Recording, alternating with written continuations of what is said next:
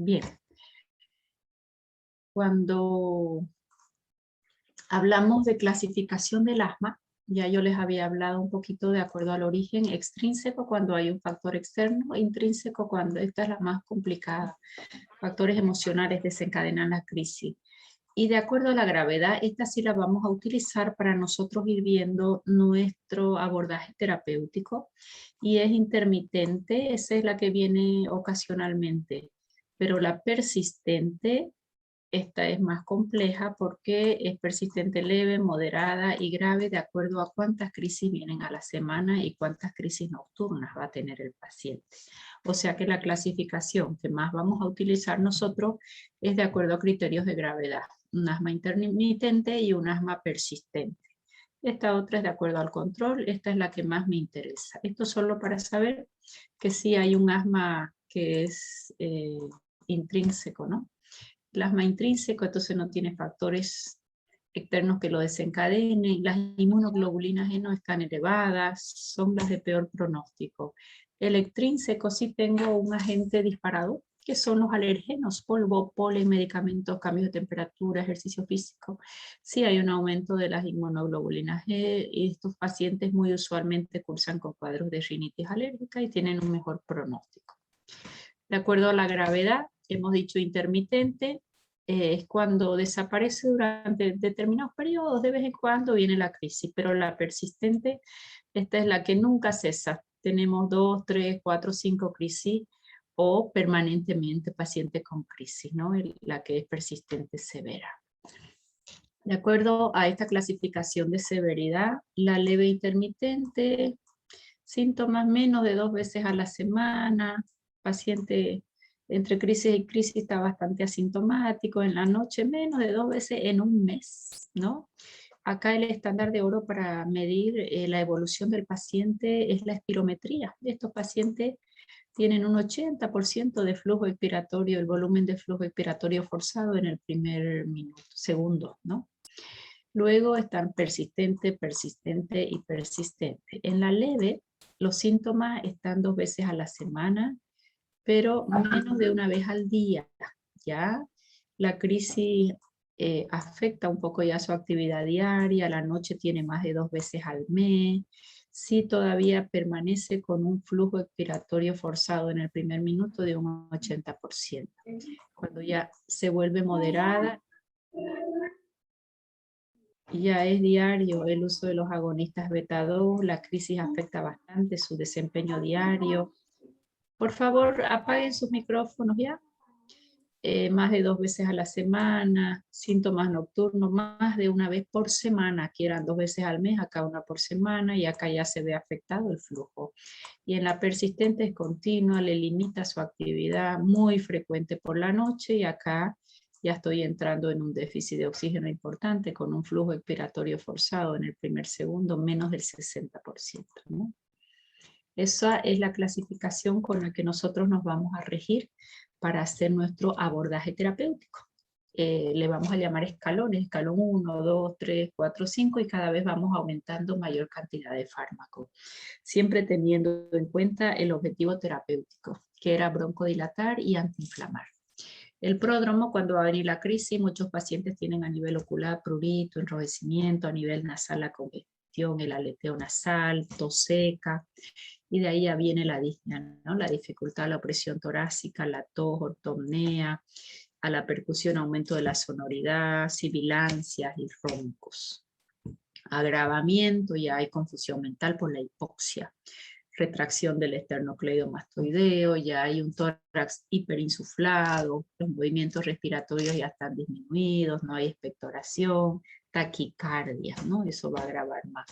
Diagnóstico normalmente nosotros lo hacemos sintomático, el estándar de oro acá es la espirometría, ¿no? La espirometría, que ahora hay los espirómetros que tienen los médicos portátiles, antes era toda una máquina grande en una habitación con todo su equipamiento, hoy no, hoy lo podemos hacer en el consultorio sin ningún problema, los espirómetros son cada vez más pequeños, ese flujo expiratorio, la fracción de volumen que se expira en el primer segundo de esfuerzo respiratorio máximo, eso es lo que medimos. una disminución de un 20% de este volumen ya es indicativo de proceso obstructivo. Ahí está el espirómetro. Esta prueba es la que mejor permite que hagamos un buen seguimiento, es su patrón oro, es reproducible, se puede hacer en los niños pequeños y nos va a permitir hacer los diagnósticos diferenciales. Fíjense acá, este es lo normal en ese flujo expiratorio. De pronto nuestro paciente tiene un asmático, fíjense cómo disminuye ese flujo, ¿no? Esta es la curva amarilla, hacemos el broncodilatador y ya va aumentando. O sea que estos pacientes generalmente responden muy bien a los agonistas adrenérgicos beta 2. Ese agonista adrenérgico beta 2 salbutamol, que es de acción rápida nomás, siempre lo vamos a mantener en todos los escalones en el abordaje terapéutico. Diferencias entre EPO y asma, eso hemos visto un poquito. Bueno, ahora sí entro a fármacos. Objetivo terapéutico, el primero, broncodilatar. Ya hemos estudiado agonistas beta 2, mayor a beta 1, adrenoreceptores, siguen siendo el fármaco de oro en todas las crisis. Salbutamol en aerosol, acá y en todo el mundo, sigue siendo el primer fármaco a ser utilizado. Antimuscarínicos solo coadyuvando a estos, nunca solo. Y los que vamos a estudiar hoy día es relajante directo de fibra muscular lisa, que son las santinas, cafeína, teobromina, teofilina. El que usamos es aminofilina, porque la teofilina tiene baja biodisponibilidad. Se la combina con una etilendiamina y con la etilendiamina tiene mejor biodisponibilidad y dentro de circulación sistémica ya ella libera la teofilina, ¿ya? Hasta aquí, broncodilatación. Pero hemos dicho que tenemos una segunda fase. La segunda fase es inflamatoria. Entonces, modificadores de la respuesta inflamatoria. Y aquí vamos a estudiar los glucocorticoides. Acá mismo lo pone el libro de Flores, aunque yo no lo pondría ahí, moduladores del leucotrieno, que en realidad son bloqueadores de los receptores sí de los leucotrienos de la línea 4, entra Montelukast y Zafirlukast. ¿Por qué no lo pondría yo ahí? Porque se ha visto que usándolos ellos en el larguito plazo, estabilizan el mastocito para que no se libere, para que al estabilizarlo no se liberen sus mediadores. Entonces eso previene las crisis. Si antes eran 3 por semana, que sea 1 por semana ya es un buen resultado, ¿no? Entonces para mí estos moduladores de leucotrieno que ocupan el receptor cis de leucotrieno y probablemente tienen un mecanismo extra de estabilizarme el mastocito, yo lo pondría como profilácticos de la bronquial, ¿no? Pero es válido. Otros inhiben la liberación de los mediadores, fueron los más antiguos, cromolicato, neocromilo, los vamos a revisar hoy en día, no superiores a Montelukast. Y algunos agentes biológicos, anticuerpos monoclonales, que yo no los he visto utilizar. Bueno, en el manejo de asma, entonces, vamos a ir viendo que tenemos nuestros escalones. ¿Cómo vamos nosotros a manejar el asma bronquial? Este cuadro es extremadamente valedero, muchos lo van a encontrar en los centros de salud cuando hagan sus provincias o sus internados, porque me va dando las pautas a qué hacer si la crisis no se va controlando, ¿no? Solo los vamos a mencionar los que no hemos avanzado. Terminando este cuadro ya entramos a ver lo que nos falta de avanzar. Fíjense que a demanda, cuando tengo el escalón 1, paciente te llegó con la crisis, voy al escalón 1. ¿Qué voy a usar? Agonista beta 2 adrenérgico mayor a beta 1 de acción corta. ¿De quién estoy hablando?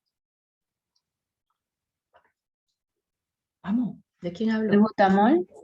Salbutamol. Eso, no tienen dónde pelarle, les he dicho salbutamol siempre. Si revirtió la crisis, ahí te quedas.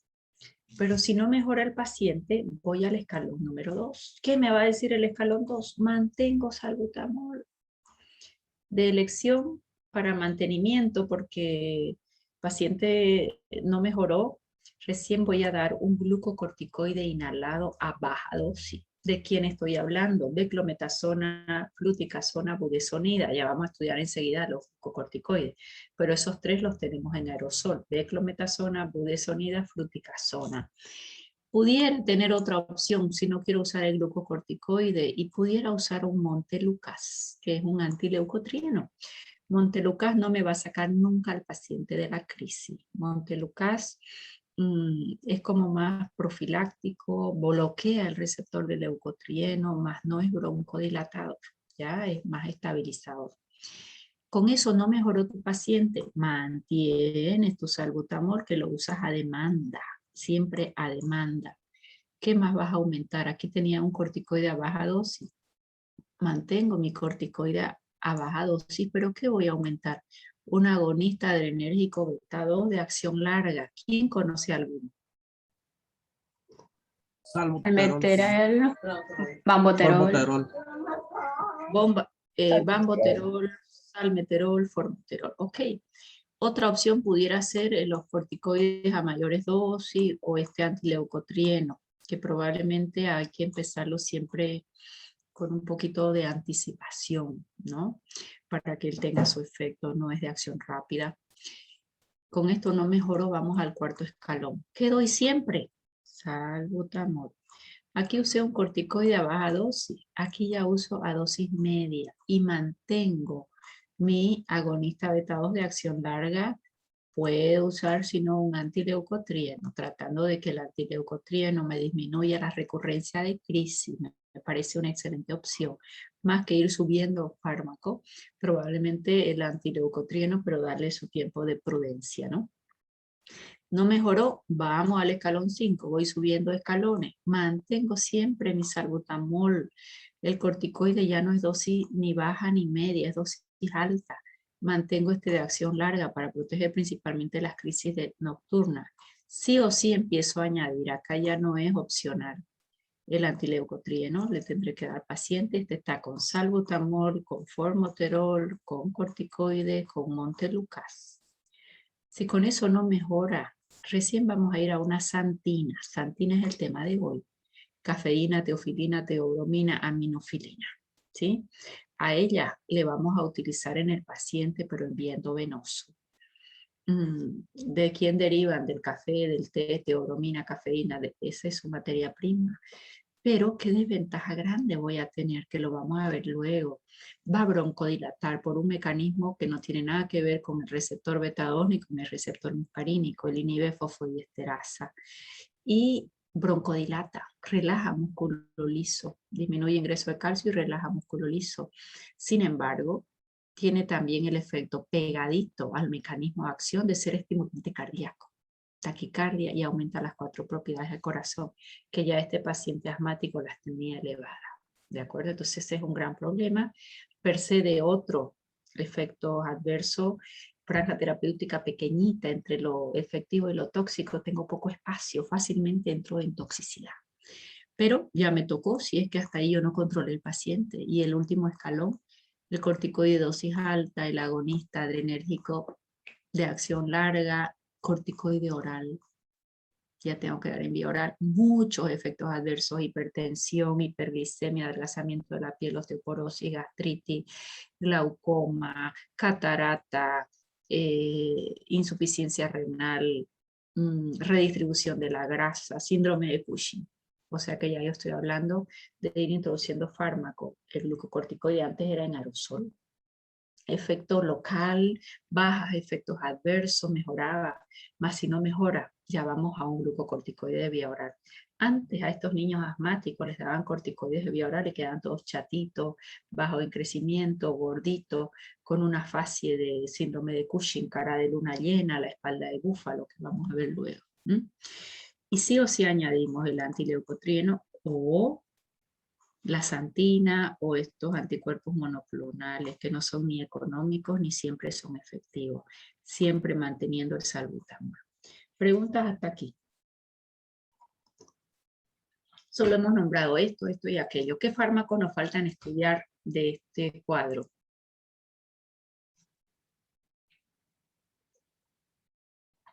Vamos, ¿qué fármacos me faltan estudiar que no hayamos estudiado de este cuadro? Las santinas y los Santina. glucocorticoides. Ok, los antileucotrienos y los anticuerpos monoclonales. Bien, voy a repasar rápidamente. No, vamos a ir a santina, ¿ya? Voy a dejar de compartir para buscar otra. Ay, qué horror. Compartir de nuevo. Aquí está. Listo. Tema de hoy, santinas. Bien, entonces, conociendo, yo sé que fui un poquito capaz temática con la fisiopatología, pero ¿será que yo puedo hacer un buen tratamiento o ir pensando qué más puedo hacer por mi paciente si yo no conozco la fisiopatología? ¿Qué opina? Difícilmente, profesora. Ok, por eso yo les insisto, fíjense, y un poquito mi mensaje es, revisemos todo lo que se pueda de fisiopatología, incluso entran un poquito a la bioquímica y que eso se da muy poco normalmente para un médico. Y ahí están los cambios que yo tengo que volver a la normalidad. Ya, para mí eso es clave.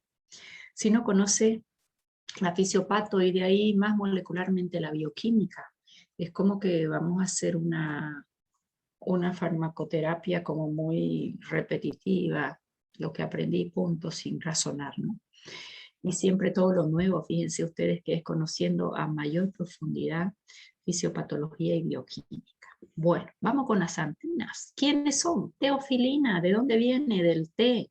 Teobromina viene del té, cafeína viene del café.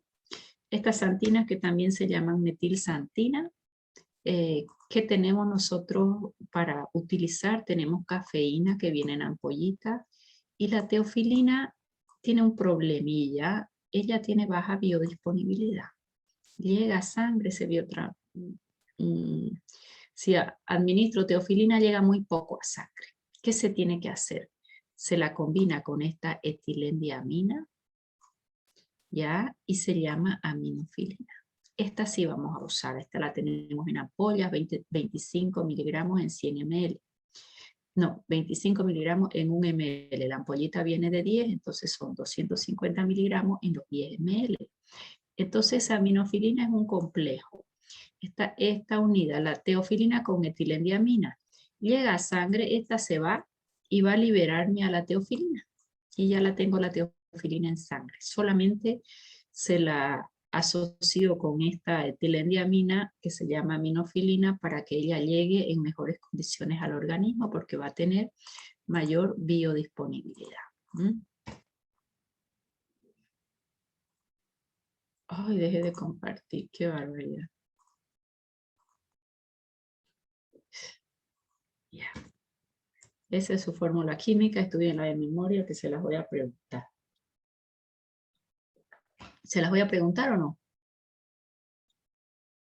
No. No se las voy a preguntar, nada, ok. Al que estudie diseño de fármacos sí, lo va a tener que aprender. Bueno, ¿qué tengo acá? El mecanismo de acción. Fíjense ustedes que el mecanismo de acción, nosotros tenemos que en toda la terminal adrenérgica y también en la colinérgica, el ATP va a llegar a formar AMP cíclico y el GTP va a formar GMP cíclico, las dos líneas, ¿ok? Pero ¿qué va a pasar?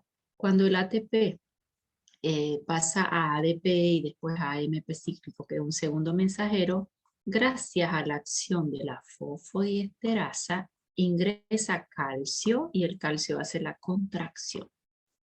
¿Por qué hay calcio? Bueno, ¿qué es lo que va a hacer la santina? Este es un mecanismo de acción que se cree propuesto, ¿ya? Es un mecanismo de acción, es la hipótesis más acertada, aunque hay dos mecanismos de acción. ¿Qué es lo que va a hacer las santinas? Santinas bloquean fosfodiesterasa. Si bloquean fosfodiesterasa, ¿qué va a pasar aquí? Si bloquean fosfodiesterasa, este AMP cíclico aumenta, aumenta y aumenta. El GMP cíclico también, pero el que tiene relevancia para nosotros es este AMP cíclico. ¿Qué va a hacer ese AMP cíclico si está alto y esta fosfodiesterasa no me dejó el ingreso de calcio? No va a ingresar calcio y va a haber una vasodilatación. ¿Qué más va a hacer ese AMP cíclico que está elevado? Pues al inhibir tantas barras de navegación no me dejan ni leer esto. Como inhibimos fosfodiesterasa, ¿quién aumentó? AMP cíclico. También el GMP cíclico en algunos tejidos. ¿Pero qué es lo que va a hacer el AMP cíclico?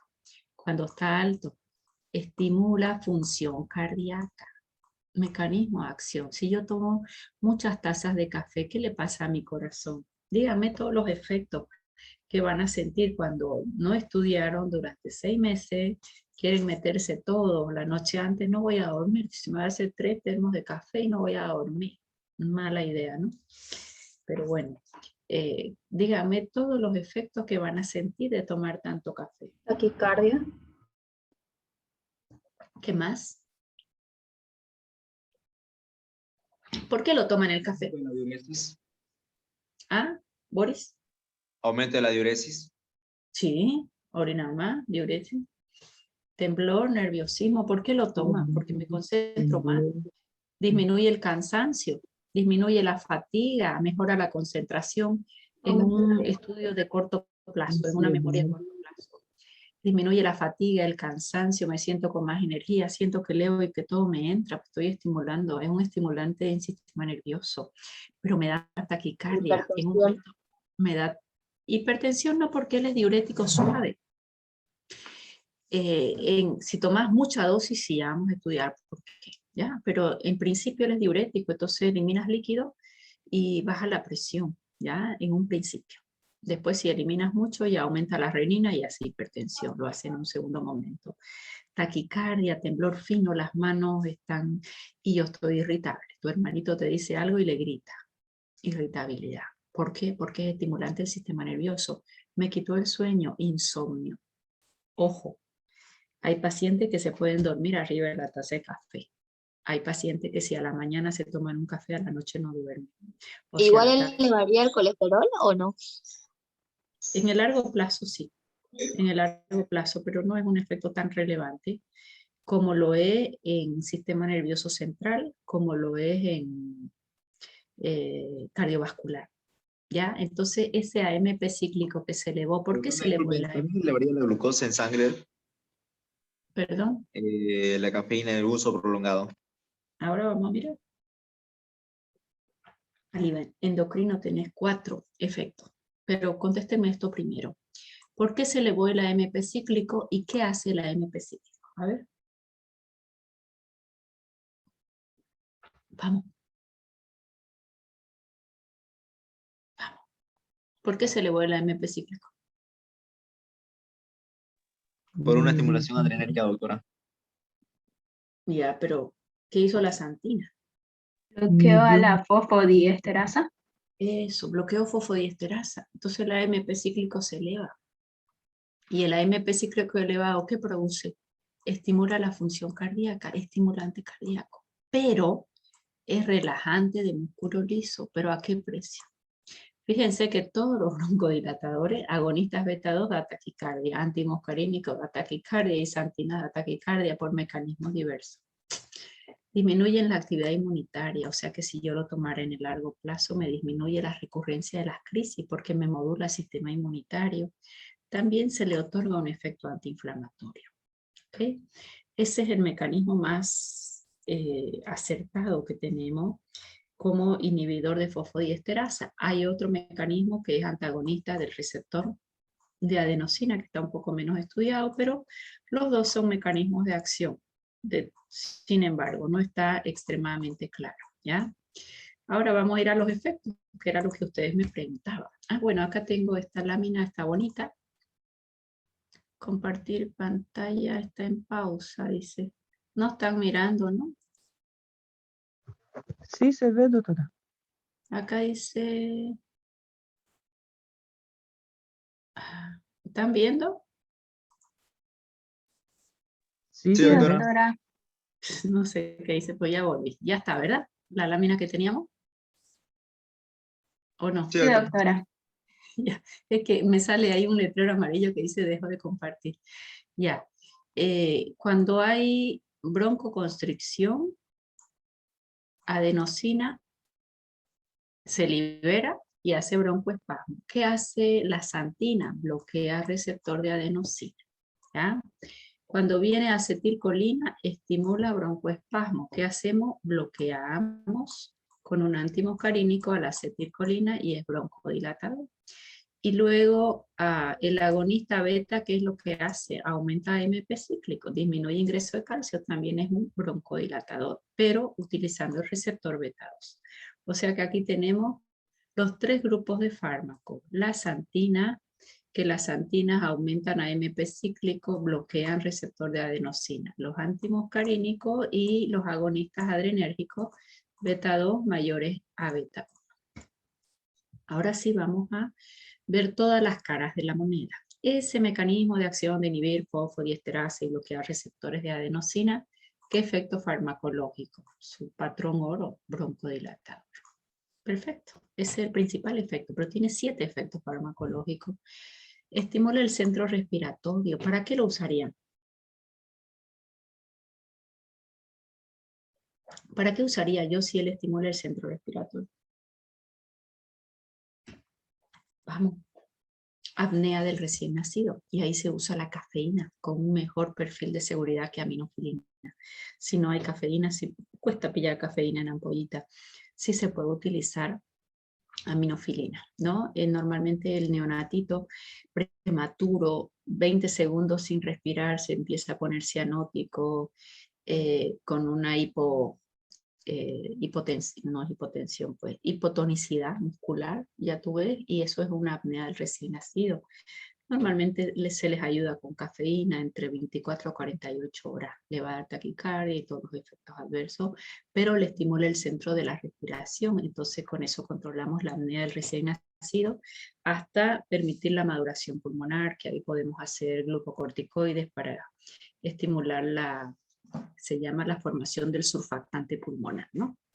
Bueno, estimula el miocardio, las 4 propiedades cardíacas arriba. Estimula el sistema nervioso, todo lo que dijimos, aumenta la ansiedad, la concentración, disminuye la fatiga y temblor, todo lo que quita el sueño, estimulación del sistema nervioso, disminuye la resistencia periférica. Si disminuye la RPV, la presión sube o baja.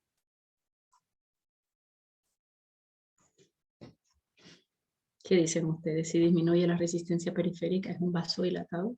Porque disminuye el ingreso de calcio. ¿La presión sube o baja? Baja, doctora. Ya. Baja. Y todos decimos, no te tomes café porque te sube la presión. ¿Cierto? Baja la presión y a eso aumentarle un efecto diurético. El efecto diurético, ¿sube la presión o baja la presión? Baja, doctora. Ok, tengo 2. Pero, si baja mucho la presión, adivinen, ¿a quién se libera? Óxido nítrico por vasodilatación. Renina, se los he marcado acá. Renina. ¿Y la renina en qué termina? Angiotensina y aldosterona. ¿Y eso qué hace? Retención de líquido, aumenta presión arterial. Entonces, en un exceso, cuando ya no va a ser más diurético, ya no va a poder bajar más presión porque hay hipoxia, estimula la renina por baja caudal plasmático renal y cuando la renina se activa empieza a elevar la presión. O sea que un paciente hipertenso se puede tomar una taza de café, sí, déjalo tranquilo que se tome su taza de café. Lo que no puede tomar es el café de forma permanente, o sea, mucha dosis. ¿Queda clarísimo? Sí, doctora. Ya, ok. Una pregunta. Sí, ¿Por qué inhibe el músculo? O sea, tiene, ay, ¿cómo puedo hablar? O sea, va a inhibir el musculismo, ¿ve? Entonces es más bronquial do que el musculismo del vaso. el efecto del AMP cíclico es aumentado en músculo liso bronquial, pero en músculo liso sí tiene un efecto porque él bloquea canales al calcio tipo L, igual que los antagonistas de calcio, con mayor selectividad en bronquio. Pero esta disminución de resistencia no es que va a ser una extrema hipotensión. Eso se potencia por el efecto diurético. Pero toda vez que eliminas mucho líquido, o efecto diurético, renina se me eleva. Lo que pasaba, ¿te acuerdas con furosemida? Que hacía el efecto rebote. Furosemida era muy efectiva. Mucho sodio, mucho potasio se iba. Renina y FON se rescata y ya no va a bajar más presión. Entonces la disminución de la resistencia es por la diuresis, no por la vasodilatación. Por los dos. Son efectos sumativos, porque él termina disminuyendo ingreso de calcio por el aumento de la AMP cíclico. Y si no disminuye el calcio, músculo liso vascular también hace vasodilatación, pero no es un vasodilatador marcadísimo. No me va a llegar a ser una hipotensión marcada. Bien, estabilizador del mastocito. ¿Para qué me sirve? Profiláctico. Más, si yo lo voy a usar como profiláctico, porque aminofilina también hay en vía oral, vienen los comprimidos de 300 miligramos con 2 ranuras para ir dosificando al paciente 100, 100 y 100, ¿no? El problema es que, claro, me va a estimular el sistema nervioso, le va a quitar el sueño al paciente, va a estimular al corazón. ¿Por qué en los gimnasios usan la cafeína como quemador de grasa? A ver, ¿a quién se le ocurre algo? Usted se fija en cualquier quemador de grasa, cafeína. ¿Por qué?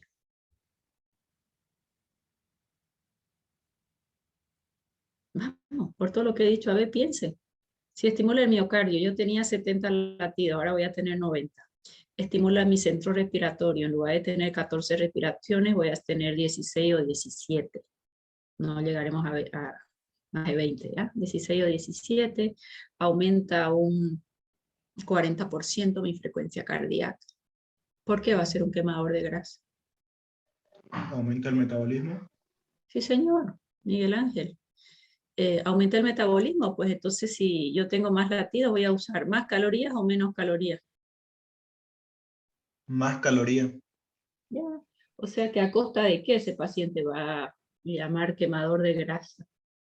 A costa de sobrecargar mi corazón, de que tenga mayor latido, pero eso no es ideal. ¿Un atleta entrenado tiene más frecuencia cardíaca o menos frecuencia cardíaca? Tiene más fuerza. No, la pregunta es si su frecuencia cardíaca de un atleta bien entrenado es mayor o menor que la usual. Es mayor. No, señor, es menor. Porque lo que hace es contraer el corazón con tanta potencia que elimina y necesita trabajar menos veces. El más entrenado, su frecuencia cardíaca es baja. Yo atendía pacientes así bien atléticos y me llamaba la atención 52, 53 de frecuencia. Y es lo normal, corazón entrenado. No necesita bombear tantas veces porque en cada bombeo expulsa buena cantidad de sangre. Atleta bien entrenado. Mientras a este otro le doy cafeína y le hago taquicardia. Si a este entrenado le doy cafeína, obviamente le voy a hacer taquicardia también, pero no la precisa. Está entrenado, el corazón es un músculo. Este otro le estoy dando una frecuencia cardíaca alta. Una vez, bueno, yo iba al gimnasio bastante de la pandemia, había un grupo de señoras y ellas se subían a la caminadora y controlaban su frecuencia cardíaca de todas, para ver quién quemaba más calorías con la misma caminata, la misma inclinación del caminador. Y había una que, ay, dice, yo siempre pierdo, ¿no? Entonces un día pasó por ahí, doctora, a ver, explíquenos qué es lo que pasa. Todas estamos con la misma intensidad y fíjese estas frecuencias cardíacas, ¿no? Porque ella, con la idea de que más frecuencia cardíaca yo iba a gastar más calorías y tenía lógica. Y esta otra paciente no subía de 60 y se esforzaba y seguía en 60. Adivinen por qué. Porque tomaba un beta bloqueante. ¿Qué hace el beta bloqueante? Disminuye todas las 4 propiedades del corazón, doctora. Listo. Y aunque ella libere adrenalina y siga insistiendo, es un cardioprotector. Y le digo, vos tomas un medicamento, dime cuál es tal. Ah, le digo, ese es el medicamento que no te permite, entonces no puedes competir con las otras. ¿Está claro? Pero aquí volvamos a la pregunta. ¿Qué estoy haciendo yo? Estoy aumentando el índice metabólico. Porque tengo más frecuencia cardíaca, más respiraciones. Y a eso le aumento el efecto diurético, obviamente, que voy a bajar de peso. Pero de momento, o sea, voy a bajar líquido, voy a deshidratar. Aumento el nivel de los ácidos grasos libres. ¿Por qué?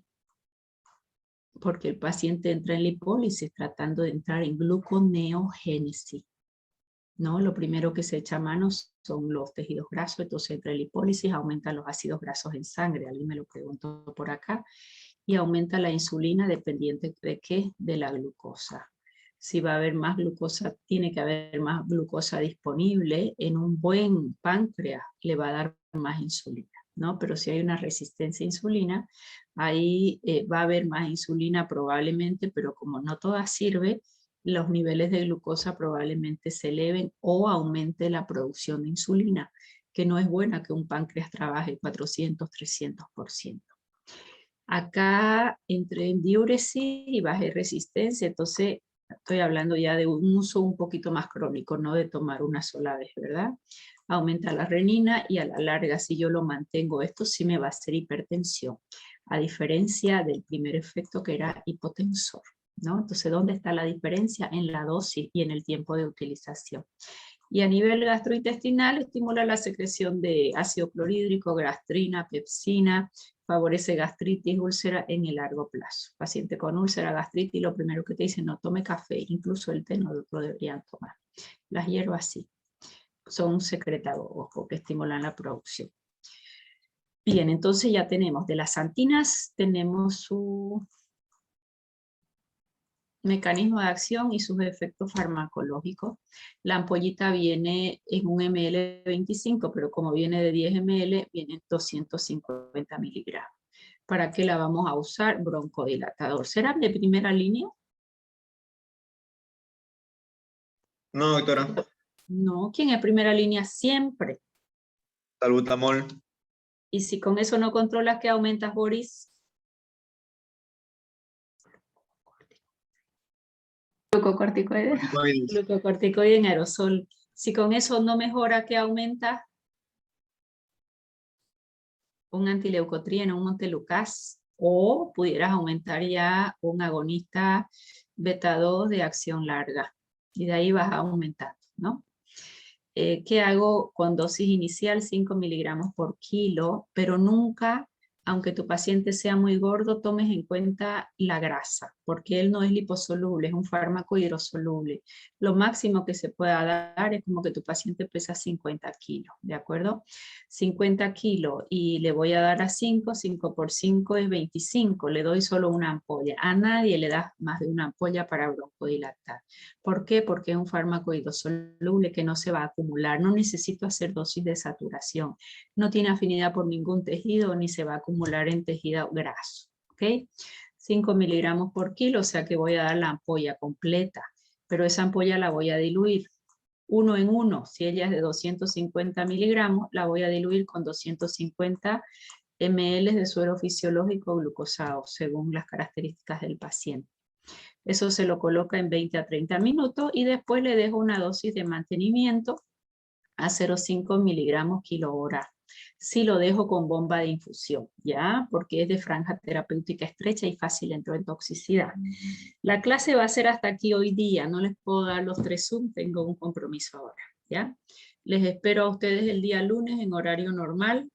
El examen del día 4 pasa para el día 6 y ya les paso hasta el sábado la organización del examen. ¿Alguna duda hasta aquí? Se quedan menos un Zoom hoy. Bueno, en realidad la clase eran 2, ¿no? Yo les hago 3.